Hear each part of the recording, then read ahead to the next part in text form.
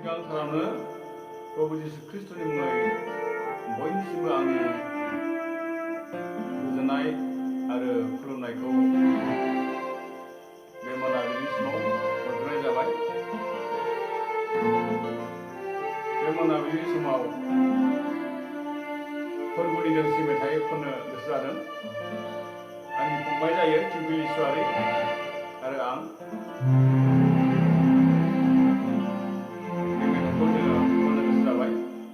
बे मेथाइनि गेजेरजों जानाव गोबां मानसिफ्रा बोर मोनगोन बा आशीर्बाद मोनगोन।